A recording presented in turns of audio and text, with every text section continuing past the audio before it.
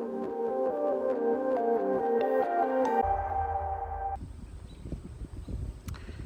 Grace Point Church.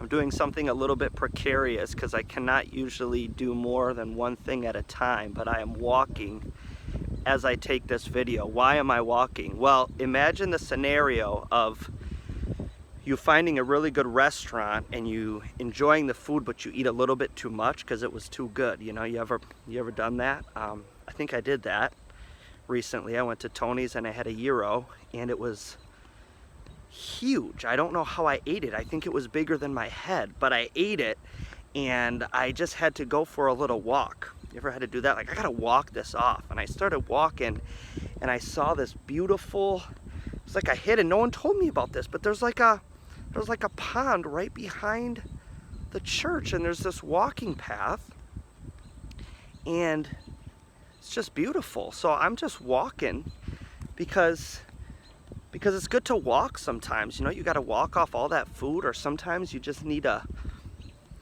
just wrestle with something, or you're praying about something, or you just need someone to talk to, and so you look for a good place to take a walk. Imagine if there was this church that was right by this pond.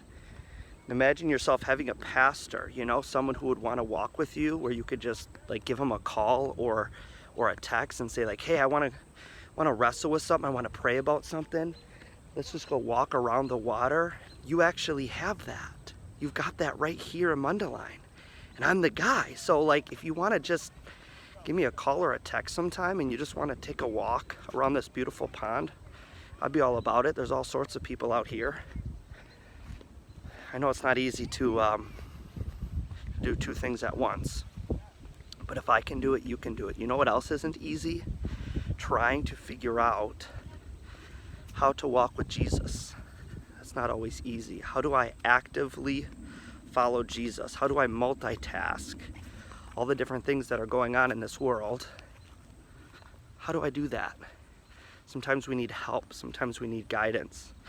Sometimes we need to walk with others to figure that out. That's what the book of James is all about.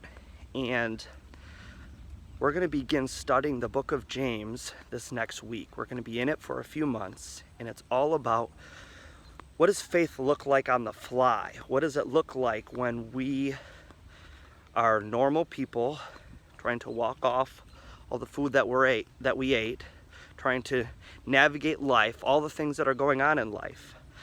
How do we do it? Because Christianity isn't supposed to be like this stagnant thing. It's not supposed to be where we're just sitting doing nothing all the time.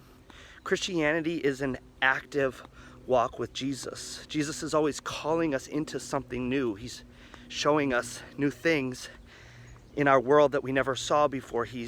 Jesus is bringing us close to people for his kingdom purposes. How do we love our neighbors as ourselves? How do we follow Jesus in this moment, depending on what's happening in life? Those are the questions that we should be asking, and James is all about that. He's all about how do we actively follow Jesus? What does it look like to have God's wisdom? And what leads to healthy communal life? That's what James is all about. So I'm really excited because we're going to be starting that this week. We're going to do an introduction this week. And my encouragement to you is see if you can read through the book this week.